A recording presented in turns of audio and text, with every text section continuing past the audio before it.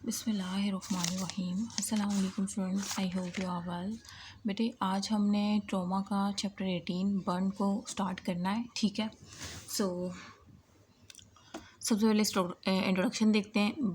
Burn basically क्या होता है?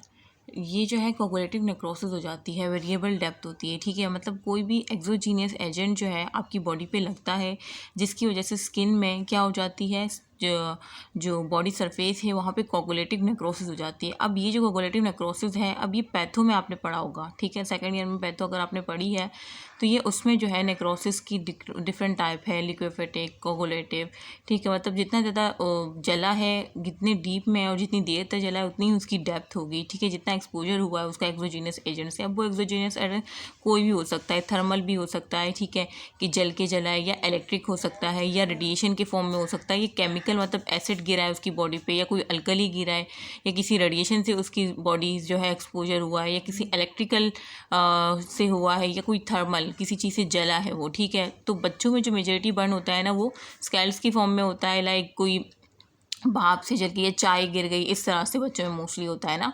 और बड़ों में जो होता है ना, फ्लेम बर्न होता है मोस्टली, और स्कैल भी होता है लेकिन बहुत अनकॉमन होता है, ठीक है। सो ये मैंने आपको मेन चीज़ इंट्रोडक्शन बता दी।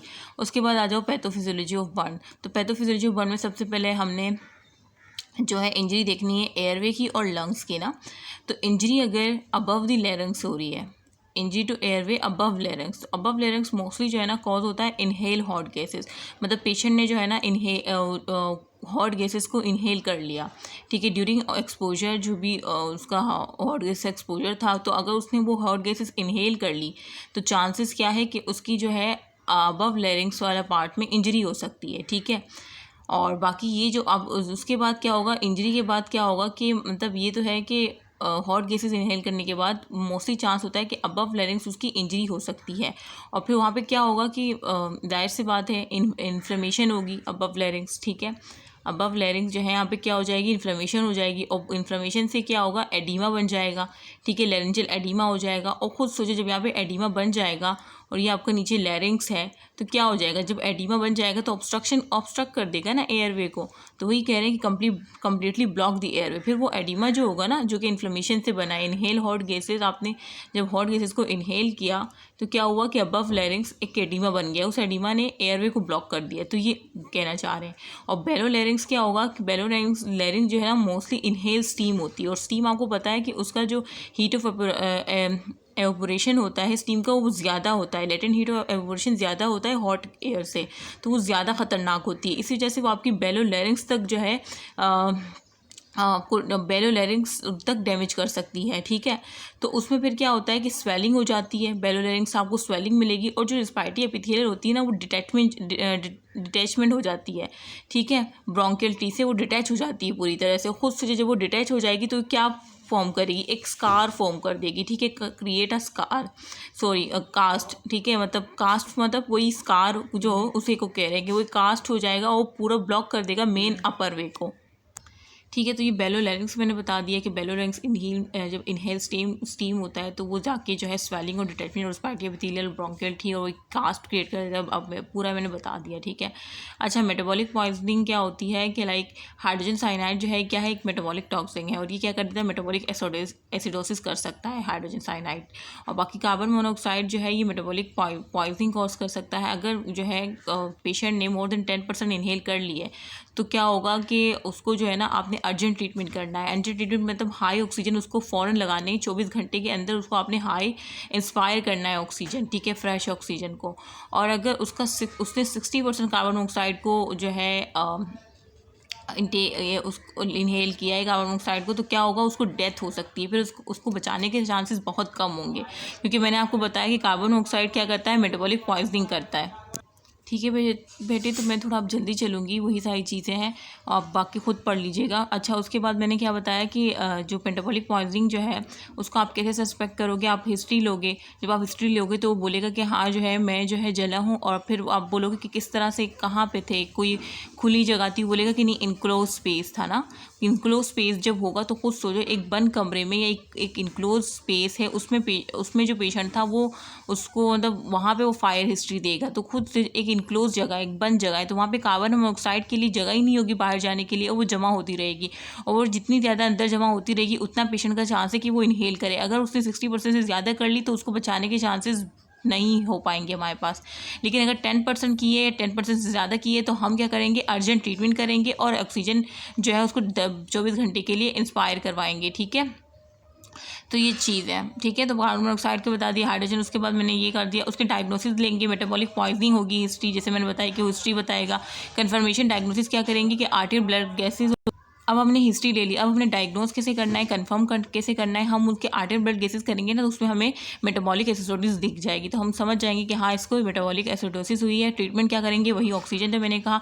अब इन्हेलेशन इंजरी क्या होती है कि उसने जो है ना minute particle with thick smoke के साथ इनहेल की है, उसकी जैसे पहले उसे केमिकल न्यूमोनाइटिस हुआ, उसके बाद क्या हुआ कि रेस्पिरेटरी फेलियर हो गया बैक्टीरियल न्यूमोनाइटिस के, उसने इतना इन्फेक्शन से बैक्टीरिया इन्फेक्शन हो गया, उसे बैक्टीरियल निमोनिया हो गया। ठीक है, अब बॉन्डिंग साइन जो है बर्न के रेस्पिरेटरी सिस्टम के लिए वो क्या है कि कौन से ऐसे वार्निंग साइन है बर्न के, तो वो क्या है कि वो हिस्ट्री देगा, जैसे मैंने बताया कि बर्निंग रूम की, कि वो ट्रैप हो गया है किसी बर्निंग रूम में, और यह क्या होगा कि वो ये हिस्ट्री देख, मतलब या तो ये होगा कि वो जो है ना उसके ना फेस या नेक के अराउंड अगर वो जला है, तो यही कि मोस्टली होता है कि वार्निंग साइन कि उसका एयरवे भी हो सकता है, बेलोलैरिंक्स के चांसेस हो सकते हैं। ठीक है, और फेज नेक, मतलब खुद सोचो फेज नेक के अगर अराउंड जुड़ा है तो ये एक वार्निंग साइन है।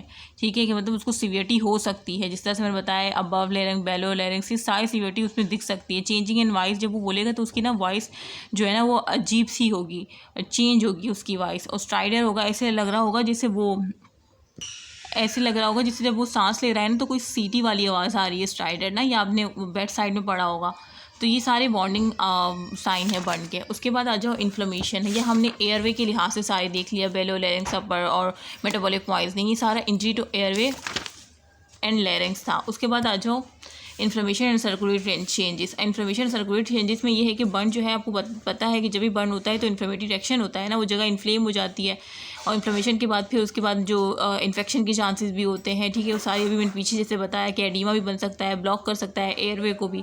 तो अगर सेम बर्न जो है वो क्या करता, जैसे बता रहे हैं कि वो जब इन्फ्लेमेटरी रिएक्शन कॉज करता है तो उसके नतीजे आपको पता है कि वो जगह रेड हो जाती है। वो क्यों रेड हो जाती है, जब भी कि कोई आपका जिस्म का पार्ट जलता है तो आप देखते हो कि वो थोड़ी देर उसी वक्त जो है ना थोड़ी देर बाद क्या रेड हो जाती है, क्योंकि वेस्कुलर परमेबिलिटी उस जगह पे इंक्रीज हो जाती है। ठीक है, बर्न की वजह से, क्योंकि उसने इन्फ्लेमेटरी रिएक्शन प्रोड्यूस कर दिया होता है। ठीक है, अब आपको इन्फ्लेमेटरी रिएक्शन किस तरह से प्रोड्यूस होता है वो ये सब आपको खुद पढ़ लेना कि कॉम्प्लीमेंट एक्टिवेशन होता है, और एक्टिवेशन हैगमैन फैक्टर होता है जो कि प्रोटेज डिस्के इनिशिएट करता है। ठीक है, ड्राइवन कैस्केड को, और मास्ट सेल डीग्रेनुलेशन होती है जो कि प्रो इन्फ्लेमेटरी साइटोकाइन को रिलीज करती है, न्यूट्रोफिल को रिलीज करती है, ये पूरा एक इन्फ्लेमेटरी रिएक्शन स्टार्ट हो जाता है। ठीक है, और न्यूट्रोफिल डीग्रेनुलेशन हो जाती है, तो ये सारी चीज़ें हैं। अच्छा, उसके बाद नेट इफेक्ट क्या होता है इन्फ्लेमेशन के, कि जो वाटर सॉल्यूट है, जो प्रोटीन है ना, वो मूव आउट कर जाते हैं। जाहिर सी बात है, जब एक जगह जल्दी है वहाँ पे इन्फ्लेमेटरी रिएक्शन स्टार्ट हो गया है, वो आपको रेड दिखेगा। क्यों रेड दिखेगा, क्योंकि वेस्कुलर परमेबिलिटी उस जगह की इंक्रीज हो गई है। अब क्या होगा, उस जगह से जो वाटर सॉल्यूट जो प्रोटीन है ना वो मूव करेगा इंट्रासेलुलर स्पेस से एक्स्ट्रा सेलुलर स्पेस में। ठीक है, वो पूरा आउटर जो ये इंट्रा से एक्स्ट्रा में मूव करेगा प्रोटीन और सॉल्यूट वाटर, और क्या होगा कि flow to extracellular space क्या होगा कि 36 आवर में जो है आफ्टर इंजरी आपको दिख सकता है। तो इसको but does not include RBC, इसमें आरबीसी नहीं होगा एक्चुअली। यहाँ पे इतना शोर हो रहा है कि मैं फोकस नहीं कर पा रही। अच्छा, द वॉल्यूम ऑफ फ्लूइड जो है वो लॉस होगा डायरेक्टली ओशन एयर। ये कह रहे हैं कि जितना मतलब जो फ्लूइड लॉस होगा ना जिस जगह पे बर्न हुआ है उसमें फ्लूइड इतना ही लॉस होगा जितना उसे बर्न हुआ है। ठीक है, अब ये हम किस तरह से कर सकते हैं, मतलब अगर साइज़ है 10 से 15% टोटल बॉडी सरफेस का बर्न हुआ है तो वो सर्कुलेटरी शॉक में जा सकता है। ठीक है, और अगर उसका 25% या 25% से ज़्यादा लॉस हुआ है तो क्या होगा कि जो है उसकी फ्लूइड लॉस जो होगा, हत्ता कि डिस्टेंट वेजन में भी फ्लूइड लॉस आपको दिखेगा, क्योंकि ये एक बड़ा परसेंटेज है कि 25% उसका टोटल बॉडी सरफेस वो हुआ है ना, तो ये डिस्टेंट वेजन में भी आपको क्या मिलेगी, फ्लूइड लॉस मिलेगा। ठीक है, तो ये इन्फ्लेमेटरी रिएक्शन था एक्चुअली। पता है मैं जो पढ़ा रही हूँ ना और पीछे से जो साउंड्स वगैरह आ रहे हैं तो उसकी से मैं डिस्टर्ब हो रही हूँ। मैं चाह रही हूँ कि वो साउंड ना आए तो मैं तेज़ बोलने लग जाती हूँ, फिर सही से मैं फोकस नहीं कर पाती। ठीक है, तो ये आपको समझ आ गया ना कि इन्फ्लेमेटरी रिएक्शन से वेस्कुलर परमेबिलिटी इंक्रीज होती है। इन्फ्लेमेटरी रिएक्शन का मैंने बता दिया। फिर उसकी से वाटर सॉल्यूट और प्रोटीन जो है वो इंट्रा से एक्स्ट्रा में मूव करते हैं। ठीक है, और ये जो flow to extracellular space है ये 36 घंटे में जो है आफ्टर इंजरी देखा गया है। मतलब इंजरी के बाद 36 घंटे में ये जो हो रहा होता है, तो मतलब आप इसको जो है अगर अर्जेंटली ट्रीट करें तो हम इसको प्रिवेंट कर सकते हैं, ठीक है। बाकी 15% याद रखना कि 10 से 15% होगा तो सर्कुलेटरी शॉक में जाएगा, मोर देन 25% या 25% होगा तो डिस्टल वेसल में भी क्या हो सकती है, आपको फ्लूइड लॉस मिल सकता है। उसके बाद इम्यून सिस्टम देख लो, इंटेस्टाइनल चेंजेस देख लो, ठीक है। इम्यून सिस्टम क्या है, ये होता है कि जब भी बर्न होता है ना जिस जगह पे भी, या जब भी मतलब बर्न की हिस्ट्री के साथ पेशेंट आता है तो उसका जो सेल मेडिएटेड इम्यूनिटी है ना वो रिड्यूस हो जाती है, ठीक है।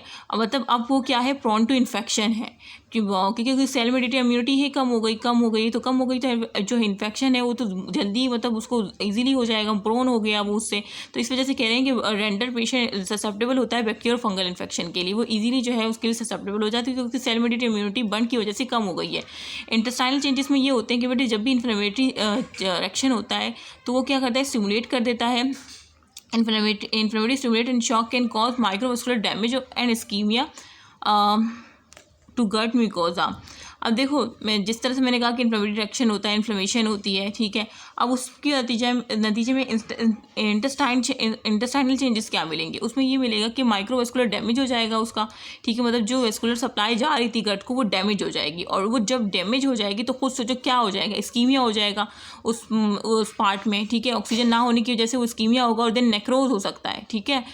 तो ये गट म्यूकोसा में ये चीज़ें होती हैं, मतलब वही इंटेस्टाइनल में। अब इसमें क्या होगा, जब वो उसको माइक्रोवेस्कुलर डैमेज हो रहा है, इस्कीमिया हो रहा है, इसको सही ब्लड सप्लाई नहीं जा रही और वो डेड हो रहा है, इस्कीमिया की नेक्स्ट स्टेज नेक्रोसिस होती है ना, ये सब पैथो में हमने पढ़ा है।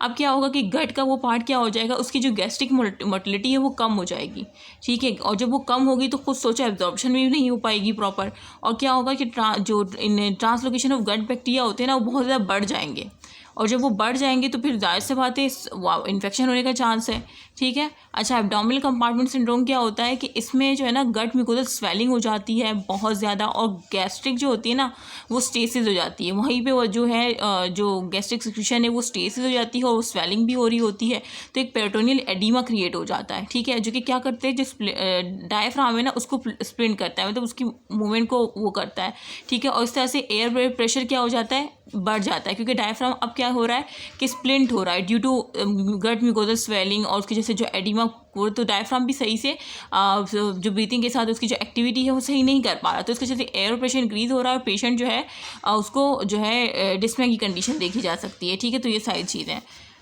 अच्छा, ये मुझे थोड़ा जल्दी बता देना चाहिए था लेकिन फिर मैंने इस पर टाइम लगा दिया है। क्लासिफिकेशन ऑफ बर्न देखो, डेप्थ ऑफ बर्न सबसे पहले हम देखते हैं बर्न शुड बी क्लिनिकली जज बाय देयर डेप्थ। अब बर्न को ना हम जब भी कोई बर्न का पेशेंट आता है हम हॉस्पिटल, तो हम पहले ये देखते हैं कि वो कितना डेप्थ में गया है, वो कितना वर्स्ट है। अगर वो ज़्यादा डेप्थ में गया या ऊपर सुपरफिशियल है, कैसा है वो बर्न, यही देखते हैं ना। तो first indication of burn depth come from the history. सबसे पहले तो हम हिस्ट्री लेते हैं उसकी ना, तो जो हिस्ट्री होती है तो हम समझ, अगर वही बोलेगा अगर कोई पेशेंट आता है उसको सिर्फ सुपरफिशियल पार्ट बर्न है तो मैं तो समझ जाऊँगी कि अच्छा इतना ज़्यादा बर्न नहीं है।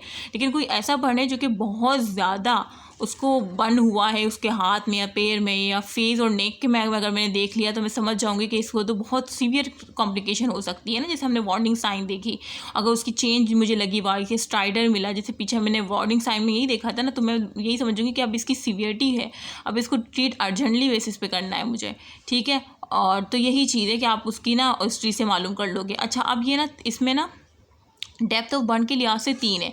एक तो सुपरफिशियल पार्शियल थिकनेस बर्न है कि मतलब या तो सुपरफिशियली हुई है उसकी ना बर्न जो है ना वो क्या है, सुपरफिशियल ऑफ स्किन में हुई है, मतलब पार्शियल थिकनेस इन्वॉल्व हुई है, या क्या हुई है, डीप हुआ है और पार्शियल थिकनेस है। मतलब डीप तो हुआ है लेकिन साथ में थिकनेस जो है ना स्किन की वो पार्शियली थिकनेस इन्वॉल्व है और डीप है, यहाँ पे सुपरफिशियल था। और तीसरा क्या है कि फुल थिकनेस बर्न, पूरा ही बर्न हुआ है। अब इसका क्या मतलब है, सुपरफिशियल पार्शियल थिकनेस बर्न मतलब एक्सटेंड जो है उसका सिर्फ पेपिलरी डर्मिस तक हुआ है, ठीक है। हमारे पास 3 लेयर होती है ना, पेपिलरी डर्मिस, रेटिकुलर डर्मिस होता है, ठीक है, और ये होता है ना डर्मिस की। तो अगर सुपरफिशियल हुआ है, कोई पेशेंट है जिसके सिर्फ सुपरफिशियल मुझे लग रहा है कि हाँ ये तो हल्का बर्न है, तो मैं समझ जाऊंगी कि ये क्या है, सुपरफिशियल पार्शियल थिकनेस बर्न है। बाकी तो उसकी हिस्ट्री भी मैं लूँगी, उसके बाद मुझे जो एक्सटेंड मतलब उसके बाद जो मेरा काम है कि हाँ ये सुपरफिशियल पार्शियल बर्न है, इसका मतलब क्या है सुपरफिशियल पार्शियल थिकनेस बर्न, कि वो कहाँ तक एक्सटेंड किया है, सिर्फ पेपिलरी डर्मिस जो उसकी पहली लेयर है ना स्किन की, उसको सिर्फ उसने इन्वॉल्व किया है, पेपिलरी डर्मिस को।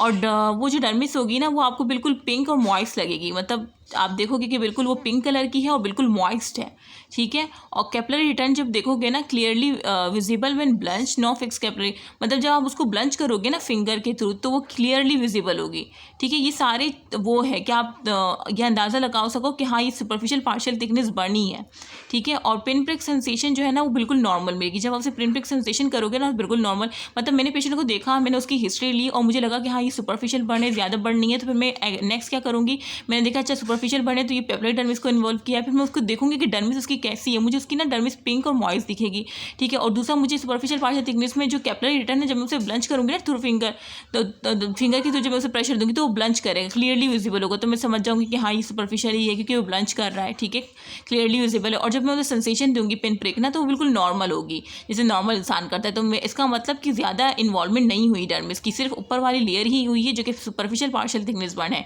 अब इसका ट्रीटमेंट क्या होगा, कोई सर्जिकल ट्रीटमेंट नहीं है क्योंकि ये इतना कोई बड़ा केस तो है नहीं कि मैं वो कोई सर्जिकल की, नॉन सर्जिकल होगा। इसमें क्या करूँगी, it heal without residual scarring in two, और ये क्या हो जाएगा, बस ऊपर से जो भी मुझे वो करना होगा उसको प्रोवाइड करना होगा कि आपने ऊपर लगा लेना है, मतलब वो खुद ही करेगा। ये कोई ऐसा केस नहीं है कि इसमें कोई सर्जिकल है, नॉन सर्जिकल है। और क्या होगा, 2 हफ्ते के अंदर उसका वो बर्न एरिया बिल्कुल ठीक हो जाएगा, रेजिडुअल स्कारिंग होंगी इन 2 वीक्स, ठीक है। अच्छा, it heal without result scarring 2 weeks में 2 हफ्ते के अंदर ठीक हो जाएगा, हील हो जाएगा और कोई स्कारिंग हुए बगैर, ठीक है। तो ये आपका सुपरफिशियल पार्शियल थिकनेस बर्न हो गया कि वो खुद ब खुद 2 हफ्ते बाद ठीक हो, बस आपने उसे कोई क्रीम दे दी है बस ऊपर लगा ले तो आपको पेन सेंसेशन कम मिल सकती है या जो भी, मतलब उसको वो ना, ठीक है। अब देखो डीप पार्शियल थिकनेस बर्न में क्या होगा कि अब उसकी ना ये तो पेपलरी लेयर थी ऊपर वाले ना पार्शियल सुपरफिशियल, डीप में क्या होगा कि उसकी डीप लेयर जो होगी ना, ये नीचे वाली, ये जो डीप लेयर होगी रेटिकुलर, ये रेटिकुलर डर्मिस इन्वॉल्व होगी, ठीक है। और क्लिनिकली एपिडर्मल जो है वो पूरा लॉस्ट हो गया होगा, ठीक है। मतलब अगर कोई डीप केस आता है मेरे पास तो मैं समझ जाऊंगी कि यार डीप केस इसका मतलब रेटिकुलर डर्मिस जो है उसको, तो अब उसको कंफर्म करने के लिए मैं क्या करूँगी, मैं देखूंगी क्या उसकी एपिडर्मिस कैसी है। देखो उसमें सुपरफिशियल में पिंक और मॉइस्ट थी, इसमें कैसी होगी, मॉइस्ट नहीं होगी, ठीक है। आपको बिल्कुल वो ड्राई मिलेगी, नॉट एज मॉइस्ट, ठीक है। और कैपिलरी जब ब्लंच देखोगे ना तो वो जब आप प्रेशर लगाओगे उस पर थ्रू फिंगर तो वो जो है ना वो ब्लंच भी नहीं करेगा, तो आप समझ जाओगे कि ये डीप है। अगर वो ब्लंच करेगा तो आप समझ जाओगे सुपरफिशियल है। तो आपने इस तरह से इन्वेस्टिगेट करना है कि ब्लंच कर रहा है तो सुपरफिशियल है, नहीं कर रहा तो क्या है, डीप है, ठीक है। और कैपिलरी स्टेनिंग होगी। अच्छा, उसके बाद पिन प्रिक सेंसेशन जो है ना, जैसे इसमें नॉर्मल थी, इसमें क्या होगी, रिड्यूस होगी, तो ये भी आपको एक साइन मिल जाएगा। और बाकी इसमें जो है ना डीप वाले में सर्जरी यूजुअली इंडिकेटेड होती है। अब ये तो खुद हील हो रहा था ना, कोई भी आपने क्रीम वगैरह दे दी उसको, वो खुद कर लेगा, वो खुद ही हील हो जाएगा, तो कोई स्कारिंग भी नहीं होगी। लेकिन इसमें क्या होता है कि ये ना 3 हफ्ते या मोर देन 3 हफ्तों में होता है और इसमें स्कारिंग होती है। कौन सी स्कारिंग होती है, हाइपरट्रॉफिक स्कारिंग होती है, ठीक है। और इसमें जो है ना मैं यहाँ से दिखा देती हूँ, देखिए वही चीज़ें लिखी हुई कि पिन प्रिक सर्जरी रिड्यूस होती है, ट्रीटमेंट सर्जरी मतलब इंडिकेटेड यूजुअली हो सकती है, ठीक है। वो तो बेस करता है कि पेशेंट की क्या कंडीशन है, ठीक है। लेकिन वैसे ये 3 हफ्ते के अंदर या मोर देन 3 हफ्ते के अंदर ठीक हो सकता है। और स्कारिंग कौन सी होती है कि हाइपरट्रॉफिक स्कारिंग होती है विदाउट सर्जरी, ठीक है। तो ये आपका डीप पार्शियल थिकनेस हो गया। अब फुल थिकनेस में क्या होगा कि पूरी डर्मिस ही उसकी जली हुई है, पेशेंट बहुत सीवियर केस में आ रहा है, उसकी पूरी डर्मिस ही उड़ी हुई है। और जब उसकी डर्मिस देखूंगी ना तो वो बहुत सख्त होगी और लेथरी फील मुझे आ रही होगी बिल्कुल। और कैपिलरी रिटर्न तो बिल्कुल भी नहीं होगा, एब्सेंट होगा। आपने देखा था डीप में कम था, सुपरफिशियल में क्या था, नॉर्मल था, लाइक क्लियरली विजिबल ब्लंचेस आ रहे थे। कैपिलरी रिफिल उसे ही कहते हैं ना कि आपने जो है, मैंने कहा था कि कैपिलरी रिफिल जो होता है नॉर्मल कितना होता है, लेस देन 2 सेकेंड ही याद रख लो, लेस देन 2 सेकेंड नॉर्मल होता है, ठीक है। तो वो बिल्कुल एब्सेंट होगा फुल थिकनेस में। और पिन प्रिक सेक्शन कम्प्लीटली होगी नहीं, ऐसा लग रहा है कि कंप्लीट एनेस्थेसाइज कर दिया गया है उसको, ठीक है। तो क्या आपको मैंने 3 टाइप्स बता दी डेप्थ ऑफ बर्न के लिहाज से, और ये इंपॉर्टेंट था। उसके बाद एरिया ऑफ बर्न हम कैसे करेंगे, एरिया ऑफ बर्न कैलकुलेट करने के लिए ना वेलेस रूल ऑफ 9 होता है, और एक आपके पास जो है ना एक लैंड बाउडर चार्ट होता है, और एक जो है ना आपके पास वो पार्मर मेथड होता है, ठीक है। और एक डिजिटल स्कैनिंग होती है। तो हम सिर्फ यहाँ पे जो वेलेस रूल ऑफ 9 को ही पढ़ेंगे। इसमें क्या होता है वेलेस रूल ऑफ 9 में, ये चीज़ आप खुद पढ़ लीजिएगा। इसमें ये होता है कि देखो, ये आपने याद रखना होगा कि हेड और नेक को हम 9% देते हैं टोटल बॉडी सरफेस, और जो अपर लिम्ब होते हैं उसको भी हम 9% देते हैं, ठीक है। अभी मैं आपको जैसे कि ये अब इसमें ना ये दूसरा वाला दिखाएगा, मेरे पास पिक्चर नहीं है, मैं यहाँ पे बना देती हूँ। देखो आपने ना इसको 9% देना है हेड और नेक को, और ये जो है, अल्लाह क्या बना रही हूँ मैं, देखिए ये मैंने बना लिया है। अब देखें ये जो है ना, ये आपका 4.5 है और ये नेक भी आपकी 4.5 है, तो हेड एंड नेक टोटल कितना हो गया, 9% हो गया, ठीक है। और इस तरह से अपर लिम्ब भी आपका क्या है, 9% है, ठीक है। ये क्या है, 9% है। अब 9% कैसे कि 4.5 सामने वाला, 4.5 पीछे वाला, तो पूरा 9% हो गया। इस तरह से ये भी है, ठीक है। अच्छा ये जो है ना, अपर चेस्ट आपकी 9% है और पीछे वाली अपर फ्रंट वाली 9% है और पीछे जो बैक वाली वो भी 9% है, तो टोटल कितना हो गया, 18% हो गया। इस तरह से एब्डोमेन का सामने वाला, एब्डोमेन का सामने वाला 9 है और पीछे वाला भी 9, तो टोटल कितना हो गया, 18 हो गया, ठीक है। तो ये इस वजह से कह रहे हैं कि जो है ना आपकी ईच साइड ऑफ टॉर्सो 18 है, और बाकी जो पेरिनियम है ना इसका, ये इसको हम 1% देते हैं। और ये जो है आपकी लेग ना, और ये जो लेग होगा इसको हम 18 देंगे। टोटल 18 का मतलब ये है कि जो है 9% सामने और 9% पीछे, ठीक है। जिस तरह से हमने हैंड के लिए 4.5 सामने दिया था इंटीरियर और 4.5 पीछे, तो टोटल अपर लिम्ब का 9% आ रहा था, लेकिन लोअर लिम्ब के लिए हम 9 देंगे। ऊपर के लिए हमने 4.5 दिया था ना, 4.5 तो 9 बनाते हैं, यहाँ पे हम 9 तो टोटल 18 बन रहा है, ठीक है। तो अब आपको समझ आ गया, अब आपको समझ आ गया होगा कि अच्छा ईच लोअर लिम्ब इस वजह से 18 है और अपर लिम्ब इस वजह से 19 है। और हेड एंड नेक मैंने बता दिया कि क्यों 9 है, क्योंकि हेड आपका 4.5 तो सामने 9 हो गया और पीछे भी इस तरह से 9 हो जाएगा, ठीक है। और बाकी 1% आपका क्या है, पेरिनियम, ठीक है। जो आपका पेरिनियम है वो 1% है, ठीक है। तो ये मैंने आपको बता दिया इसी के लिहाज से। और अब अगर इस तरह से तो आप कर लोगे कि अगर पूरा लिम्ब है तो आप उसको 9% दे दोगे। अगर पूरा लिया है ये राइट लिम्ब है, ठीक है, राइट अपर लिम्ब पूरा जला हुआ है और राइट ही लोअर लिम्ब, तो 9% तो ये हो गया, 9 ही हो गए, तो कि टोटल फिर आप प्लस कर लोगे, ठीक है। इस तरह से होता है। लेकिन अगर कोई ऐसा पेशेंट आ रहा है जिसके ना इस तरह से पूरा नहीं जला, तो फिर आप क्या करोगे, मतलब उसका पैचेज़ है, एक ये एक यहाँ पे पैच है, एक यहाँ पे पैच है, एक यहाँ पे पैच है, तो पैचेस के लिए फिर क्या करोगे। ये तो तब है ना वेलिस रूल ऑफ 9 की जब पूरा कि अपर लिम्ब तो 9 है, 9। अब अगर पैचेस में, तो पैचेस में ना पाल्मर मेथड लगता है, मतलब पेशेंट का जो पाम है ना, अच्छा पाम के साथ आपने याद रखना है कि उसकी फिंगर भी लेनी है, ठीक है। देखो पाल्मर मेथड में यहाँ पे लिखा है कि पाम प्लस डिजिट 1% बनता है। मतलब अगर पेशेंट के पैचेस में बन है कि सिर्फ पैचेस एक पेज, तो उसमें फिर वेलिस रूल ऑफ 9 तो नहीं लगेगा। फिर पेशेंट का हाथ लेके उसको ना यहाँ पे रखना है इस तरह से, जैसे ये है ना। अब ये पाम और ये है, ये पूरा पाम रूल है। पाम का मतलब ये नहीं कि सिर्फ मैं पाम लूँगी, इसके साथ फिंगर्स भी आएंगी, तो ये पूरा 1% है। अब अगर पेशेंट के हाथ पे एक पैच है, एक यहाँ पे, तो ये पेशेंट अपना हाथ लेगा, ठीक है। लाइक मैं पेशेंट हूँ तो मैं अपना हाथ लूँगी, मैं उसे बोलूँगी आप अपना हाथ रखें, तो वो अपना हाथ एक पैच पे रखेगा, तो ये 1%। फिर उसके बाद नीचे वाला अगर उसका दूसरा पेट पे है तो 1%, इस तरह से तीसरा 1%। तो जितने भी वो पैचेस है उस पर रख के प्लस करेंगे, तो जितने भी 1% को करेंगे तो टोटल आएगा, ठीक है। तो आई होप कि आपको समझ आ गया होगा, ठीक है। तो ये हो गया, बाकी ये वाला इंपॉर्टेंट नहीं है, बाउंडर चार्ट वाला इसको छोड़ दो। अच्छा उसके बाद आ जाओ, ये जो है ना बर्न एंड स्किन का कह रहे हैं कि ह्यूमन स्किन जो टेम्परेचर होता है ना वो टाइम डिपेंडेंट होता है। ये याद रखना, ही तो पता भी होगा कि टाइम डिपेंडेंट ही होता है। जो फॉर एग्जांपल हॉट वाटर है 65 डिग्री सेल्सियस पे, अब अगर पेशेंट का मतलब जो भी हमारे पास आया है उसका एक्सपोजर उसको 45 सेकेंड के लिए हुआ है, कि मतलब इतना हॉट वाटर 65 डिग्री सेल्सियस था जिससे उसका एक्सपोजर हुआ है, और कितनी सेकेंड के लिए हुआ, 45। तो इसका मतलब कि वो फुल थिकनेस बर्न के साथ आ सकता है। हम हिस्ट्री में ये कहते हैं ना कि अच्छा कितनी देर तक आप रहे, कितना गर्म था पानी, ठीक है, इस तरह से। और अगर वो 15 सेकंड तक एक्सपोजर रहा है उसका हॉट वाटर एट 65, तो उसको ना डीप पार्शियल थिकनेस हो सकती है। फुल थिकनेस में पूरी डर्मिस लॉस हुई होगी। आपको पता है कि अगर 45 सेकंड के लिए उसका हुआ तो फुल थिकनेस बर्न में मैंने भी आपको पीछे बताया कि अब वो आपको याद होना चाहिए कि अच्छा फुल थिकनेस है तो पूरी डर्मिस लॉस होगी, और जब हम देखेंगे तो वो हार्ड लगेगी और उसमें कैपिलरी रिफिल भी नहीं होगा। मतलब जब हम प्रेशर लगाएंगे तो कोई कैपिलरी कोई ब्लंचेस नहीं होंगी। नॉर्मल लेस देन 2 सेकंड होता है उसमें बिल्कुल एब्सेंट होगा, कंप्लीटली वो एनेस्थेसाइज हो गया होगा। तो अगर उसका 45 के लिए होगा तो फुल थिकनेस बर्न होगा। अब मैं बार बार आपको बता नहीं सकती, उसी वक्त आपको मतलब चीज़ पता होनी चाहिए कि उसको 15 सेकंड का होगा तो डीप पार्शियल में आपको पिन प्रिक सेंसेशन कम मिलेगी, इसमें बिल्कुल एब्सेंट थी, ठीक है। और यहाँ पे ब्लंचेज आपको ये देखो मैं बताया था कि रेटिकुलर डर्मिस फ्लो होती है, कोई मॉइस्ट नहीं होता, और पे ब्लंचेस भी प्रेजेंट नहीं होती, ठीक है। प्रिंसिपिटेशन यहाँ पे रिड्यूस हुई होती है, यहाँ पे नॉर्मल होती है। तो ये सारी चीज़ें आपको पता होनी चाहिए कि अगर 15 सेकंड तक उसका हुआ है तो उसको डीप पार्शियल थिकनेस बर्न हो सकता है, अगर सिर्फ 7 सेकंड तक उसका एक्सपोजर हुआ है उस हॉट वाटर से तो उसको पार्शियल थिकनेस बर्न हो सकता है, ठीक है। तो ये आपको मतलब बस ये बताना चाह रहे हैं कि वो टाइम डिपेंडेंट होता है। अब मैनेजमेंट ऑफ बर्न क्या करेंगे, सबसे पहले तो प्री हॉस्पिटल केयर, मतलब हॉस्पिटल आने से पहले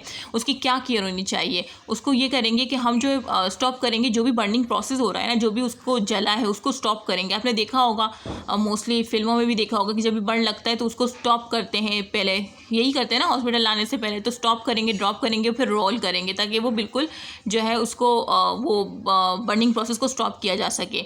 और बाकी चेक करेंगे other ATLS protocol. ATLS protocol वही ABCD एयरवे ब्रीथिंग, वो जब मैं पढ़ाऊंगी ना वो पहला चैप्टर।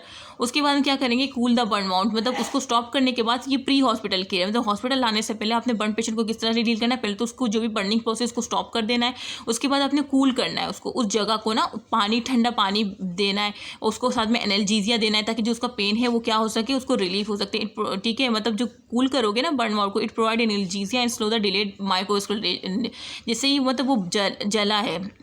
एनाल्जेसिया देना मतलब एक तो एनाल्जेसिया होता है कि पेन रिलीफ करने के लिए, यहाँ पे जब भी आप उसको ठंडा पानी गिराओगे जलती हुई जगह पे तो उसको बहुत ज़्यादा मतलब रिलीफ मिलेगा पेन से ना, और डिले हो जाएगा उसका माइक्रोवास्कुलर डैमेज। और ये जो है मिनिमम आपने 10 मिनट तक करना है, 10 मिनट तक आपने ठंडा पानी गिराते रहना है। और ठंडा पानी कितना होना चाहिए, 8 से 25 डिग्री सेल्सियस या 15 डिग्री सेल्सियस, और साथ में फिर आपने उसको फ्रेश ऑक्सीजन देनी है, ठीक है। मतलब ये तो मोस्टली जो हमने देखा है कि हाँ वो कर लेते फिर ठंडा पानी गिराते, ही सब आपने देखा हुआ है प्री हॉस्पिटल केयर। और उसके बाद ना एलिवेट द पेशेंट, अब मोस्टली लोगों को ये चीज़ें नहीं पता होती कि उस पेशेंट को एलिवेट करना है, लाइक उसका जो ना sitting a patient up with burning airway में prove life saving airway elevation of burn. इसमें क्या होता है कि जो भी बर्न लिम्ब है ना उसको आपने एलिवेट कर देना है। अब जब आप उसको एलिवेट करोगे ना तो जो स्वेलिंग होनी है बर्न के बाद, जो इन्फ्लेमेशन स्वेलिंग का जो प्रोसेस मतलब स्वेलिंग और वो जो मैंने बताई ना वो रिड्यूस हो जाएगा, ठीक है। तो रिड्यूस स्वेलिंग भी हो जाएगी, उसको डिस्कम्फर्ट भी नहीं होगा। तो आपने उसका जो है ना लिम्ब को, अब बहुत से लोगों को ये नहीं पता होता, बस वो इतना काम कर लेते हैं जितना हो सकता है। अब ये है जी कि बर्न लिप को जब आप एलिवेट करते हो ना तो उसका स्वेलिंग टाइम वो हो और डिस्कम्फर्ट कम हो जाता है पेशेंट का। अब हॉस्पिटल केयर में वही हम ATLS प्रोटोकॉल को करते हैं, एयरवे देखते हैं, ब्रीथिंग देखते हैं, सर्कुलेशन देखते हैं। जैसे एयरवे मैंने बताया कि अब बेलो क्या होगा, ABGS देख लिए, एरिटेबल ब्लड गेसेस, ब्रीथिंग सर्कुलेशन देख लेनी कि क्या फ़र्क पड़ रहा है, और डिसेबिलिटी देख ली, एक्सपोजर देख ली।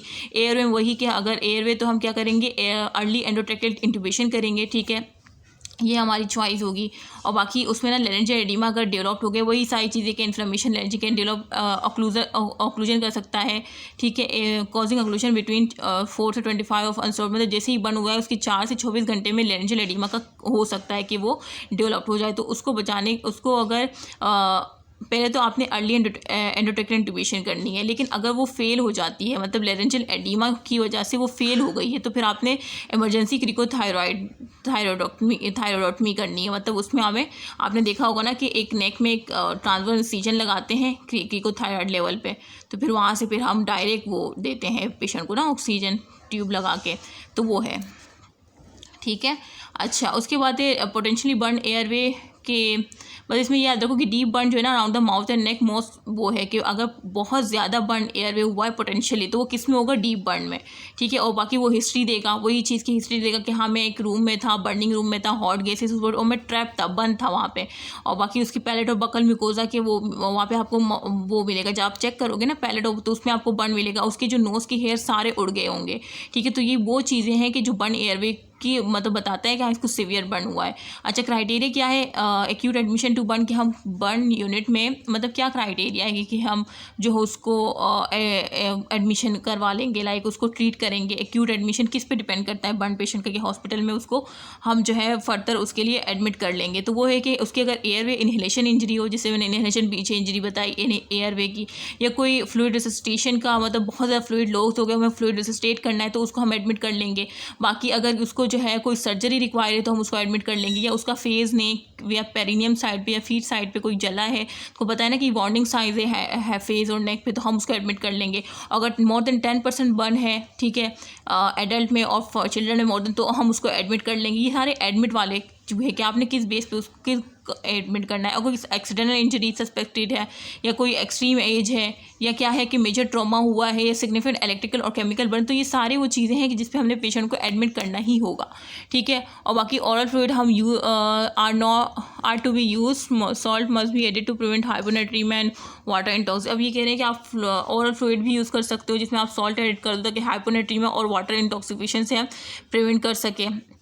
अच्छा, अभी कह रहे हैं इंडिकेशन ना कि अगर मोर देन 10%, अच्छा ये तो आपका हॉस्पिटल केयर हो गया। उसके बाद मैं फ्लूइड रेसिस्टेशन बता रही हूँ। फ्लूइड रेसिस्टेशन में क्या होता है कि इसमें हम मेंटेन करते हैं इंट्रावेस्कुलर वॉल्यूम। मैंने बताया था ना कि वो सब कुछ लॉस हो जाता है जब भी बर्न होता है, तो इंट्रावेस्कुलर से एक्स्ट्रावेस्कुलर से वाटर सॉलिड सब बाहर आ जाता है।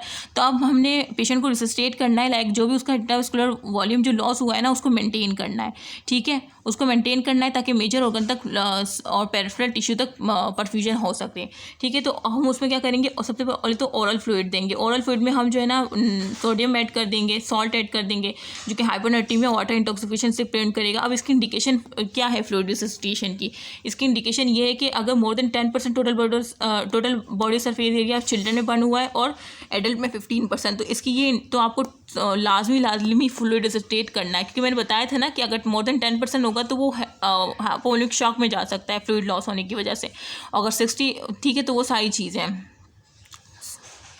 सॉरी, वो था कार्बन मोनोऑक्साइड का था, लेकिन आपने इसमें याद रखना है कि आप फ्लूइड रेसिस्टेशन किस में करेंगे। चिल्ड्रन में अगर 10% से ज़्यादा बॉडी सरफेस एरिया जो है इन्वॉल्व है बर्न का, और एडल्ट में मोर, तो आप इसमें फ्लूइड रेसिस्टेशन लाजमी करोगे। अच्छा, पार्कलैंड फार्मूला होता है कि सिंपलेस्ट और मोर वाइडली यूज फार्मूला होता है फ्लूइड रेसिस्टेशन के लिए, और आपने 24 घंटे के अंदर करनी होती है। पार्कलैंड फार्मूला क्या होता है कि आपने टोटल परसेंटेज ले ली बॉडी सरफेस एरिया की, उसको मल्टीप्लाई कर दिया पेशेंट के वेट से, ठीक है, और मल्टीप्लाई कर दिया 4 से, तो जितना वॉल्यूम होगा फिर आपने ml में उसको चढ़ाना होगा। अब जो होता है, अब ये कह रहे हैं कि अब जो भी ml आएगा ना उसके लिए लाइक ये पता है, ये आता है MCQs। वो कहते हैं MCQs में आता है कि पेशेंट का ना टोटल बॉडी सरफेस एरिया 10 जलाए और उसका वेट जो है ना 40 kg है, तो आप क्या करोगे 10 मल्टीप्लाई बाय 40 मल्टीप्लाई बाय 4, जो भी आपके पास वॉल्यूम आएगा ना, अब उस वॉल्यूम का हाफ आपने 8 घंटे में चढ़ाना है, ठीक है। हाफ ऑफ दिस वॉल्यूम, मतलब जो भी उसका आंसर आएगा, फॉर एग्जाम्पल 400 आंसर आ रहा है, ठीक है, फॉर एग्जाम्पल 400, अब उसका जो है ना आपने 200 जो है 4000 आंसर आ रहा है और आपने उसको 2000 जो है फर्स्ट हाफ में चढ़ाना है, 8 घंटे में 2000 पहले चढ़ाना है, और फिर जो बाकी होगा ना फिर आपने बाकी 16 घंटे में, मतलब 16 घंटे के अंदर चढ़ाना है। मतलब पहला जो भी आपका आंसर आया ना इसका आपने हाफ कर देना, लाइक 4000 था तो आपने इसका हाफ पहले 8 घंटे में चढ़ा दिया और बाकी हाफ आपने क्या कर दिया नेक्स्ट 16 घंटे में चढ़ा दिया। तो यही कह रहे हैं। और बाकी चिल्ड्रन में वो ये कह रहे हैं कि जो है डेक्सट्रोस लाइन भी हम यूज़ करते हैं जो कि 100 ml पर kg होता है। 100 ml पर kg पहले 24 घंटे में 10 kg के लिए देते हैं, फिर जो है नेक्स्ट 50 देते हैं, नेक्स्ट 10 kg के लिए, और फिर 20 ml रेस्ट ऑफ दी देते हैं, ठीक है। ये डेक्सट्रोस लाइन होता है, ठीक है।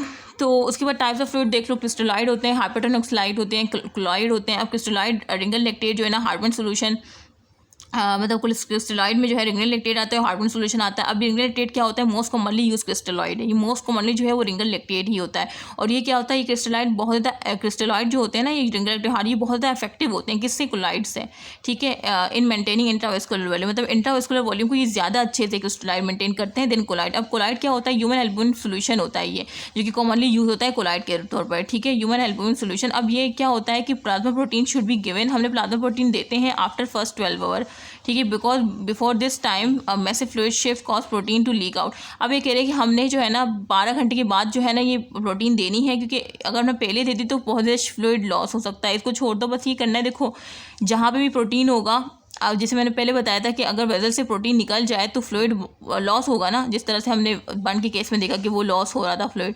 तो इस वजह से हमने हाई एल्बुमिन सोल्यूशन देना है ताकि हम क्या कर सकें, मेंटेन कर सकें इंट्रावेस्कुलर वॉल्यूम को। लेकिन ये इतना अच्छा मेंटेन नहीं करता जितना क्रिस्टलॉइड करता है, ये मैं बता रही थी। और रिंगल लैक्टेट बहुत ज़्यादा यूज होता है। अब हाइपोटोनिक सोल्यूशन क्या होता है, इसके नाम से ही जाहिर है हाइपोटोनिक स्लाइन। हाइपोटोनिक स्लाइन ये होता है कि हाइपर ऑस्मोलरिटी होती है और हाइपर नेट्रीमिया होता है, और ये प्रिवेंट करता है टिश्यू एडिमा को। किस तरह से कि ये जो है ना रिड्यूस करता है, जो शिफ्ट है ना कि इंट्रावेस्कुलर से एक्स्ट्रावेस्कुलर में जा रहा है, ठीक है, ये उसको क्या कर देता है, प्रिवेंट करता है, वो एक्स्ट्रा सेलुलर स्पेस में नहीं जाने देता। एंड रिजल्टेंट डिक्रीज, ठीक है, जब ये उसको नहीं जाने देगा एक्स्ट्रा सेलुलर स्पेस में और प्रिवेंट करेगा टिश्यू एडिमा, तो क्या होगा कि जो रिजल्टेंट एस्केरोटमीज है या इंटुबेशन है वो कम हो जाएगी, ठीक है। मतलब वही एस्केरोटमी मतलब जो हम कट लगाते हैं और डीप जो कंपार्टमेंट सिंड्रोम हो जाता है जिसमें हम कट लगाते हैं और स्किन प्रेशर को रिलीज़ करते हैं, तो वो चीज़ें फिर हमें नहीं दिखेंगी। तो इस वजह से हम हाइपरटोनिक लाइन लगा देते हैं ताकि इंट्रा कंपार्टमेंट से एक्स्ट्रा कंपार्टमेंट में जो है वो शिफ्ट ना हो फ्लूइड, और वो एडिमा जब एक्स्ट्रा कंपार्टमेंट नहीं आएगा तो कोई एडिमा नहीं बनेगा, एडिमा नहीं आएगा बाहर एक्स्ट्रा सिलेंडर से, तो कोई प्रेशर इंक्रीज़ नहीं होगा, कोई हमें कंपार्टमेंट सिलेंडर इस तरह से कुछ चीज़ें नहीं मिलेंगी, ठीक है। तो ये टाइप्स ऑफ फ्लूइड थे, बाकी आप खुद पढ़ लेना इसको। अच्छा, मॉनिटर ऑफ रिससिटेशन हम कैसे, अब हमने रिससिटेशन कर दी, ठीक है। हमने जो है रिससिटेशन का इंडिकेशन देख ली, हमने क्या होता है, और पार्कलिन फार्मूला देख लिया किस बेसिस पे लगाते हैं, टाइप्स ऑफ फ्लूइड देख लिए। अब मॉनिटरिंग कैसे करेंगे, हमने रिससिटेट कर दिया पेशेंट को, अब हम साथ साथ मॉनिटर भी करेंगे ना कि भाई पेशेंट रिससिटेशन की तरफ जा रहा है या नहीं, मतलब वो रिस्पॉन्ड कर रहा है या नहीं। तो वो जो मॉनिटरिंग होती है ना रिससिटेशन की, वो यूरिन आउटपुट होता है। देखिए जो यूरिन आउटपुट जो नॉर्मली होता है ना, वो होता है 0.5 या 1 ml पर kg बॉडी वेट के लिहाज से ना, पर आवर के लिहाज से ये होता है नॉर्मली। लेकिन अगर अब हम रिससिटेट कर रहे हैं ना पेशेंट को, अब हम ये नॉर्मल हमें पता है कि ये है, अब हमने रिससिटेशन कर दी हमने, अब हमें ये देखना है कि वो रिससिटेट हो रहा है या नहीं। तो हम किस चीज़ से मॉनिटर करेंगे, यूरिन आउटपुट कि उसका यूरिन आउटपुट कितना है। अगर उसका यूरिन आउटपुट कम है, मतलब उसका यूरिन जो है वो कम निकल रहा है ना, तो इसका मतलब कि उसको इन्फ्यूजन रेट की ज़रूरत है। और इन्फ्यूजन रेट अब आपने जितना दे रहे थे ना, उससे अब आपने 50% बढ़ा देना। मतलब अगर पहले जो है 4000 दे रहे थे, तो अब आपने कितना देना है, उसको 8000 देना है, उसको 50% बढ़ा देना है। क्यों? क्योंकि उसका यूरिन आउटपुट स्टिल कम ही आ रहा है, मतलब उसका यूरिन स्टिल, वो पेशेंट कह रहा है कि मुझे कम यूरिन आ रहा है, ठीक है। लेकिन अगर उसका यूरिन आउटपुट 2 ml पर kg बॉडी मतलब ज़्यादा आ रहा है नॉर्मल से ना, या 2 आ रहा है, तो अगर इतना आ रहा है तो इसका मतलब कि हाँ इन्फ्यूजन हो रही है। तो अब आप इसका जो इन्फ्यूजन रेट है उसको कम कर सकते हो। अगर 4000 है तो आप उसको कम करके 15 पे ला सकते हो, 1000 पे ला सकते हो, इस तरह से। तो ये यूरिन आउटपुट आपको बताता है कि आपने मतलब पेशेंट रिस्पॉन्ड कर रहा है इस स्टेशन से या नहीं। तो अब आपको समझ आ गया यूरिन आउटपुट मतलब पेशेंट जो है कहेगा हाँ मुझे कम पेशाब आ रहा है, तो हम समझेंगे कि हाँ मतलब इसका मतलब कि पेशेंट को रिससिटेशन की मोर ज़रूरत है, तो हम 50% बढ़ा देंगे। अगर पेशेंट कहेगा कि हाँ मुझे ज़्यादा पेशाब आ रहा है, तो इसका मतलब कि हाँ सही से रिससिटेशन हो गई है, अब हम उसको कम कर देंगे, जो इन्फ्यूजन रेट है ना उसको कम कर देंगे, ठीक है। अदर मेजर जो है टिश्यू परफ्यूजन की, एक तो यूरिन आउटपुट से, दूसरे जो मेजर है ABG देख लेंगे, आर्टर ब्लड केसेस देख लेंगे, हेमाटोक्रिट लेवल देख लेंगे, ट्रांसएसोफेजियल अल्ट्रासाउंड कर लेंगे, ये सारी चीज़ें हैं। अच्छा, ट्रीटिंग दी बर्न माउथ, अब बर्न माउथ को ट्रीट करने के ये तरीके हैं, ठीक है। एस्केरोटमी है, एस्केरोटमी में वही मैंने बताया था ना कि हम जो है ना फुल थिकनेस बर्न जो होता है ना, अगर कोई ऐसा वो है जिसमें फुल थिकनेस बर्न है ना, तो हम उसमें मिड एक्सेल लाइन में इंसीजन लगा देते हैं, पूरी लेंथ में ना उसके मिड एक्सेल लाइन में इंसीजन लगाते हैं। और ये क्यों करते हैं? ताकि जो भी प्रेशर है कंपार्टमेंट सिंड्रोम से हम उसको वो करते हैं, ताकि जो भी प्रेशर है वो रिलीज़ हो सके। तो वही कह रहे हैं कि सर्कमशन फुल थिकनेस बर्न में ये होता है, लिम्ब और चेस्ट में। और बाकी वही चीज़ें जो मैंने आपको बताई कि प्रिवेंट करता है एफेक्सिया, ठीक है, टोंग बर्न, और ये जो है कॉज करता है सिग्निफिकेंट। और बाकी इसका ये भी है कि जब आप कट लगाते हो तो सिग्निफिकेंट ब्लड लॉस भी हो सकता है, ठीक है। तो फिर आप उसको रिससिटेशन करोगे, ठीक है, उसके बेसिस पे।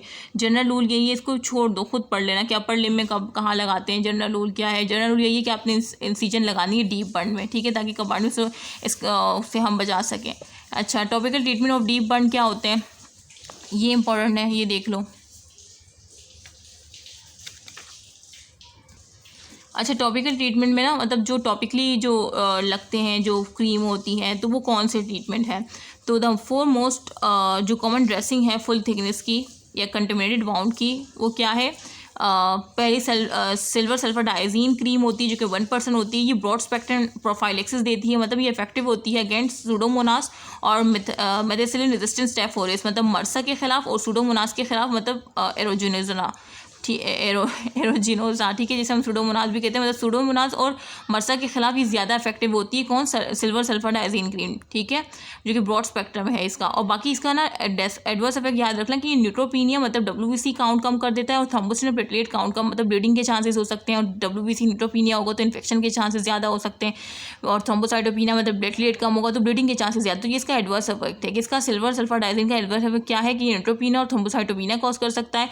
It is limit scar penetration, can limit. और ये है इसका दूसरा ये फ़ायदा है कि ये जो है ना स्कार पेनिट्रेशन को लिमिट करता है और एपिथेलाइजेशन को फर्दर इनहिबिट करता है। और सिल्वर नाइट्रेट सोल्यूशन क्या है? ये हाईली इफेक्टिव है, मतलब सूडोमोनास के ये भी इफेक्टिव था ना, लेकिन हाईली इफेक्टिव कौन सा है? Silver nitrate solution highly effective against Pseudomonas, और ये लिमिट करता है स्कार पेनिट्रेशन को, ठीक है, सेम उसी की तरह जिस तरह से आपने सल्फर सल्फाडाइजिन का देखा था। और इसके डिसएडवांटेज क्या है सल्फर साइडाइजिन के, कि ये लेस इफेक्टिव होता है ग्राम नेगेटिव रोड, मतलब ग्राम नेगेटिव रोड के खिलाफ ये लेस इफेक्टिव होता है।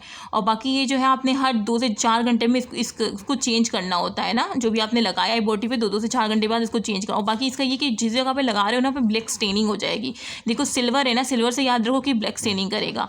और बाकी इसको ये इलेक्ट्रोलाइट इम्बैलेंस भी कॉज कर सकता है, हाइपोनेट्रीमिया, हाइपोकैलीमिया, हाइपोकैल्शियमिया, ये सारी चीज़ें ना, मतलब सारी चीज़ों को हाइपो में कर देगा, इलेक्ट्रोलाइट इम्बैलेंस हो जाएगा। और मेथहीमोग्लोबिनीमिया, मतलब कि ये जो है आपको जो है आप मेथहीमोग्लोबिनिया भी कॉज कर सकता है, जो कि कॉन्ट्राइंडिकेट, अगर किसी ग्लूकोज 6 फॉस्फेट डिफिशियंसी है किसी पेशेंट को, तो हम उसमें कभी भी सिल्वर नाइट्रेट सोल्यूशन नहीं देंगे, क्योंकि हम बताया कि ये क्या कर सकता है, मेथहीमोग्लोबिनिया कॉज कर सकता है, तो इस पेशेंट के लिए वर्स हो सकता है। तो ये आपने याद रखना है, बस 3 चीज़ें याद रख लो, ब्लैक स्टेनिंग, इलेक्ट्रोलाइट इम्बैलेंस और मेथहीमोग्लोबिनूरिया, जो कि कॉन्ट्राइंडिकेट ग्लूकोज 6 फॉस्फेट डिफिशियंसी में। ठीक है, ये कैनीमिया है। तो ये आपका हो गया जो कि 0.5। अब उसके बाद मेफेनाइट एसीटेट क्रीम होती है। ये जो है ना सिल्वर नाइट्रेट और सल्फर डाइसिन के ये मतलब अनलाइक देखें तो ये गुड स्कार पेनिट्रेशन करती है। ये लिमिट कर रही थी ना, मतलब इतना ज़्यादा नहीं कर रही थी, लिमिट स्कार पेनिट्रेशन होती है, जबकि गुड स्कार पेनिट्रेशन किसकी होती है, मेफेनाइट एसीटेट क्रीम की। ठीक है, ठीक है। तो मेफेनाइट की मैंने क्या होता है कि गुड स्कार पेनिट्रेशन करता है, जबकि आपने सिल्फर सल्फाइड की जो भी मतलब उसको बर्न हुआ है, जो भी उसको स्कार हुआ है, तो ये जो सिल्फर सल्फाइडाइजिन है इतना अच्छा लिमिट नहीं कर सकता स्कार पेनिट्रेशन को ना, और ना ही सिल्वर नाइट्रेट। जो गुड करता है वो कौन सा करता है, मेफेनाइट एसीटेट क्रीम। ठीक है, और बाकी ये भी ब्रॉडेस्ट स्पेक्ट्रम होता है इसका, ब्रॉडेस्ट स्पेक्ट्रम मतलब उससे भी कहीं ज़्यादा ब्रॉडेस्ट स्पेक्ट्रम होता है, क्योंकि इसमें जो है ना सूडोमोनास भी आ जाते हैं और ग्राम नेगेटिव रोड भी आते हैं। आपने देखा था कि ग्राम नेगेटिव रोड को नहीं कर रहा था सिल्वर नाइट्रेट ना, और ऊपर वाला सिर्फ सूडोमोनास और मर्सा को कर रहा था, मतलब मेथिसिलिन रेजिस्टेंस स्टेफ ऑरियस, जबकि ये सूडोमोनास को कर रहा है, ग्राम नेगेटिव रोड्स को भी कर रहा है मेफेनाइट। जो आपने याद रखना है। बाकी ये होता है कि जब पेनफुल टू अप्लाई, मतलब जब पेशेंट लगाता है तो उसको पेन होता है, और ये मेटाबॉलिक एसिडोसिस कॉज कर सकता है, क्योंकि कार्बोनाइक एनहाइड्रेज इनहिबिटर होता है, जो कि डिक्रीज कर देता है रीनल कन्वर्जन को। ठीक है, जो कि होती है रीनल कन्वर्जन, कार्बोनिक एसिड वो वाटर कार्बन डाइऑक्साइड में कन्वर्ट हो जाता है, तो ये मेटाबॉलिक एसिडोसिस करवा देता है, मतलब ये इनहिबिट करता है इसको, ये डिक्रीज हो जाती है रीनल कन्वर्जन, तो इसके बाद मेटाबॉलिक एसिडोसिस देख सकते हैं। और पेनफुल टू अप्लाई होता है मेफेनाइट एसीटेट क्रीम। उसके बाद सीरियम नाइट्रेट क्या होता है कि ये स्टेरॉइड करता है, इसका फॉर्म में होता है। और बाकी ये जो है बूस्ट करता है सेल मीडिएट इम्यूनिटी, मतलब जो सेल इम्यूनिटी बर्न की वजह से पेशेंट की कम हो गई थी वो बूस्ट हो जाती है। तो आपको समझ आ गई सिल्वर सल्फाडाइजिन क्रीम क्या होती है, ब्रॉड स्पेक्ट्रम है, और बॉडेस्ट स्पेक्ट्रम इसका है। ये मर्सा और सूडोमोनास के लिए थी, ये सूडोमोनास के लिए थी, और ग्राम नेगेटिव के लिए नहीं थी। और बाकी ये न्यूट्रोपिनिया थ्रोम्बोसाइटोपिनिया करवाती है, और लिमिट स्कार पेनिट्रेशन इतनी अच्छी नहीं है, ये भी लिमिट स्कार, इसकी गुड स्कार पेनिट्रेशन है। और बाकी इसमें आपने देखा कि सिल्वर है, सिल्वर नाइट्रेट मतलब ब्लैक स्टेनिंग करवाएगा, इलेक्ट्रोलाइट इम्बैलेंस होता है, और मेथहीमोग्लोबिनिया करवा सकता है, इस वजह ग्लूकोज फाउंडेशन में ये कॉन्ट्राइंडिकेटेड है। बाकी painful to apply metabolic acidosis करवाता है, और ये बूस्ट करता है सेल मीडिएट इम्यूनिटी को। तो ये आपका हो गया सारा टॉपिकल ट्रीटमेंट जो थी ना डीप बर्न के लिए, वो आपने देख लिया। और बाकी वही कह रही है ऑपिन मेथड है, यूज होता है बर्न और फेस और उसके लिए ना। Topical treatment surgical partial thickness. अब मिक्स्ड डेप्थ बर्न है। अच्छा, ये जो आपने देखी थी ना, ये टॉपिकल ट्रीटमेंट डीप बर्न के लिए था ना, जिसमें आपने ये सिल्वर सल्फाडाइजिन और सारी चीज़ें देखी थी। अब जो टॉपिकल ट्रीटमेंट है सुपरफिशियल पार्शियल थिकनेस के लिए, तो वो क्या है, सुपरफिशियल पार्शियल थिकनेस में आपने जो है ना मतलब अगर मिक्स डेप्थ बर्न है, मतलब कहीं ज़्यादा जलाए कहीं हल्का जलाए, तो उसमें फिर आपने क्या करना है, सिंपल करना है, नॉन एटेंट ड्रेसिंग करनी है और हाइड्रोकोलाइड करना है। बाकी ये खुद पढ़ लेना कि ड्रेसिंग जो है ना वो ईजिली अप्लाई हो जाती है, क्योंकि सुपरफिशियल पार्शियल मतलब मिक्स डेप्थ बर्न ये है कि कहीं से ज़्यादा कहीं से कम जलाए। अब वहाँ पर आप ड्रेसिंग करोगे, ड्रेसिंग अप्लाई करोगे जो कि नॉन पेनफुल होगी, क्योंकि जाहिर सी बात है सुपरफिशियली बर्न हुआ है और इजीली मैनेज हो जाएगी। ठीक है, अगर वाउंड एक्यूट है तो जो है ना आपने क्या करनी है, पहले मतलब उस जो कंटामिनेटेड है ना जो वाउंड, उसको क्लीन करना है और जनरल एनेस्थीसिया वो कर देना है, ड्रेसिंग कर। लेकिन अगर क्रॉनिक है तो फिर आपने हैवली कंटामिनेटेड है, क्रॉनिक मतलब कि बहुत ज़्यादा कंटामिनेटेड वाउंड है, तो फिर आपने उसमें सिल्वर सल्फाडाइजिन ड्रेसिंग करनी है 2 से 3 दिन के लिए। ठीक है, याद रखना सिल्वर सल्फाडाइजिन की ड्रेसिंग जो है आपने जो डीप बर्न में, मतलब ये सारे डीप बर्न के आपने पढ़े थे सिल्वर, तो इसमें अगर क्रॉनिकली है, बहुत ज़्यादा क्रॉनिक है, मतलब जले हुए टाइम हो गया, तो फिर ज़्यादा कंटामिनेशन के चांसेस है, तो वहाँ पर 2-3 दिन के लिए आप सिल्वर सल्फाडाइजिन की करोगे। ठीक है, ये याद रख लो, ये मेन पॉइंट है, ड्रेसिंग करोगे। और बाकी हाइड्रोक्लोराइड ड्रेसिंग क्या होती है, ये मिक्स डेप्थ बर्न के लिए होती है, मतलब कहीं से कम जलाए कहीं से हल्का जलाए एक पोर्शन में ना, तो फिर वो आप उसमें हाइड्रोक्लोराइड ड्रेसिंग करोगे, और ये 3 से 5 दिन के लिए होती है। और बाकी बायोलॉजिकल ड्रेसिंग भी होती है, ये बायोलॉजिकल ड्रेसिंग जो है सुपरफिशियल बर्न के लिए होती है। मतलब सुपरफिशियल, ये मिक्स डेप्थ बर्न के लिए नहीं है कि भाई कहीं से कम जलाए कहीं से, तो उसमें यहाँ पे हाइड्रोकोलाइड करनी है। अगर सिर्फ सुपरफिशियल बर्न है पूरे और हर पोर्शन में सुपरफिशियल ही है तो आप उसमें बायोलॉजिकल करोगे, लेकिन अगर कहीं ज़्यादा है कहीं कम है तो फिर हाइड्रोकोलाइड ड्रेसिंग करोगे। ये मैं सुपरफिशियल पार्शियल थिकनेस के टॉपिकल ट्रीटमेंट बता रही हूँ, ठीक है। और वही हीलिंग होगी और सारी चीज़ें। प्रिंसिपल जो होते हैं ना ड्रेसिंग के बर्न के लिए, full thickness and deep dermal burn, मतलब जो अगर फुल थिकनेस बर्न हुआ या बहुत डीप हुआ है बर्न, तो उसमें फिर आप जो ड्रेसिंग करते हो ना वो एंटी बैक्टीरियल ड्रेसिंग करते हो, ठीक है, ताकि वो जो कोलोनाइजेशन है बैक्टीरिया की वो सर्जरी से पहले ख़त्म हो सके, डिले हो सके, ठीक है। ख़त्म मतलब उसको डिले हो सके सर्जरी से पहले, वो वर्स्ट कंडीशन कॉज ना कर दे। जैसे हमने बताया था ना कि अगर क्रॉनिक बहुत ज़्यादा वाउंड रखा हुआ है तो कंटिन्यूट हो गया है तो फिर आप उसमें पहले सिल्वर सल्फर डाइज़िन की ड्रेसिंग करोगे 3 से 5 दिन, ताकि जो बैक्टीरियल कॉलोनाइजेशन है उसको हम डिले कर सके, ठीक है। और सुपरफिशियल बर्न के लिए आप हील करोगे सिंपल और कोई सिंपल ड्रेसिंग कर दोगे, लेकिन अगर फुल है और डीप है तो फिर उसके लिए आपने पहले एंटी बैक्टीरियल ड्रेसिंग करनी है सर्जरी से पहले, ताकि डिले कर सकेगी। बार बार सोचिए मेन मतलब इंपॉर्टेंट चीज़ है, जैसे बार बार बता रही हूँ। एडिशनल एस्पेक्ट जो होते हैं बर्न मैनेज के, मतलब इसके साथ क्या एस्पेक्ट हो कि आपने पेन मैनेजमेंट करना है। पेन मैनेजमेंट अगर स्मॉल बर्न है तो सिंपल एनाल्जेसिया दे दो, पैरासीटामोल दे दो, एसिड दे दो, लेकिन अगर लार्ज बर्न है तो ऑपियोइड देने पड़ते हैं जो कि स्ट्रॉन्ग एनाल्जेसिक होते हैं, ठीक है। इंट्रामस्कुलर इंजेक्शन भी दे सकते हो, ठीक है। Should not be given acute burn में नहीं दे सकते, मतलब अगर बहुत ज़्यादा सीवियर केस है। पावरफुल शॉर्ट एक्टिंग, बस ये खुद पढ़ लेना। अब ये क्या है, एनर्जी बैलेंस एंड न्यूट्रिशन, मतलब अगर ये है कि पेशेंट जो है ना जब भी बर्न होता है ना तो उसको फिर ज़्यादा न्यूट्रिशन, उसकी जो न्यूट्रिशन रिक्वायरमेंट है वो बढ़ जाती है। तो ये आपको पता होगा कि जो भी पेशेंट बर्न का पेशेंट है उसकी नॉर्मल इंडिविजुअल से जो न्यूट्रिशन रिक्वायरमेंट है वो बड़ी होती है, ठीक है। लाइक एडल्ट 15% से अगर ज़्यादा जला है और चिल्ड्रन 10% से ज़्यादा जला है टोटल बॉडी सरफेस एरिया, तो ज़ाहिर सी बात है उसकी न्यूट्रिशन रिक्वायरमेंट ऑटोमेटिकली बढ़ जाती है, ठीक है। तो वही चीज़ है कि पेशेंट बर्न वाले पेशेंट में जो है 15 से 20% अगर जला है तो ज़ाहिर सी बात है फिर हम उसको नेज़ोगैस्ट्रिक ट्यूब के थ्रू जो है उसको न्यूट्रिशन देंगे और जो है फीडिंग जो स्टार्ट कर देनी विदिन 6 आवर ऑफ इंजरी, मतलब जैसे उसे इंजरी हुई है उसकी 6 से घंटे के अंदर ही हमने फीडिंग स्टार्ट कर देनी है, क्योंकि उसको ज़्यादा ज़रूरत है। और बाकी उसकी जो है ना इस तरह से हम रिड्यूस कर सकते हैं गैस्ट्रिक डैमेज को। वही चीज़ें हैं सारी। इन्फेक्शन कंट्रोल किस तरह से करेंगे कि इन्फेक्शन इस कॉमन होता है, जैसे मैंने बताया कि बर्न पेशेंट में, क्योंकि वो सेल इम्यूनिटी इम्यूनिटी को कम कर देता है, इस वजह से इन्फेक्शन बहुत ईजिली हो जाता है बर्न पेशेंट को ना, क्योंकि वो इम्यूनो कम्प्रोमाइज़ हो जाते हैं, उनकी सेल इम्यूनिटी कम हो जाती है। और इन्फेक्शन मोर कॉमन किस में होता है कि अगर टोटल बॉडी सर्फेस 30% से ज़्यादा जला है तो उनमें ज़्यादा कॉमन होता है इन्फेक्शन। मोस्ट कॉमन इन्फेक्शन में कौन होता है, सूडोमोनास और स्टेफाइलोकोकस ऑरियस, ये याद रखना है मेन चीज़। और it is advice to apply कि आप बेसिट्रेसिन अप्लाई करो और न्यूस्पोरिन अप्लाई करो इमीडिएटली आफ्टर बर्न, मतलब जैसे ही आपको बर्न हुआ है आपने ये चीज़ें अप्लाई, न्यूस्पोरिन और बेसिट्रेसिन आपने अप्लाई कर देना है ताकि हम उसको इन्फेक्शन से प्रिवेंट कर सकें। नो रोल फॉर कोई प्रोफाइलैक्सिस का रूल नहीं है, ठीक है। स्टेरॉइड बाकी ये सारी चीज़ें। अच्छा, वार्निंग साइन जो है ना इन्फेक्शन की, आपको इन्फेक्शन हो सकता है अगर टेम्परेचर 38.5 से ज़्यादा हो, ठीक है, मतलब उस पर जले हुए का, तो उसमें ज़्यादा इन्फेक्शन के चांसेस है। राइस एंड क्योंकि उसमें white cell count, thrombocyte increase, catabolism बढ़ जाती है, सारी चीज़ें, ठीक है। तो बस ये याद रखना temperature. Physiotherapy need to start 1 day, मतलब ऑन डे 1, मतलब आपने जो है ना फिजियोथेरेपी स्टार्ट कर देनी है पहले ही दिन में।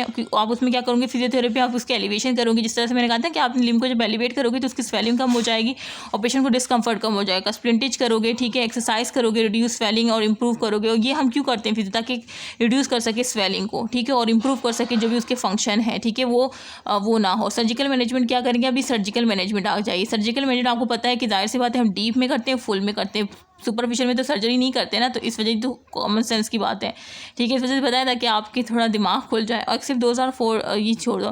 Principle of surgery for acute burn. अब एक्यूट बर्न के लिए सर्जरी एक क्या होती है कि आपने लेस देन 72 आवर में जो है ना all burn tissue need early excision less than 72 और आफ्टर एडिक्वेट रेसिस्टेशन, मतलब पहले आपने रेसिस्टेशन करवानी है उसके बाद ही आप करोगे ना, तो लेस देन 72 आवर के अंदर आपने एक्यूट बर्न में कर लेनी है। बाकी ये खुद पढ़ लेना, इसमें इतना कुछ नहीं है। और डीप बर्न के लिए क्या है कि हम वो करते हैं,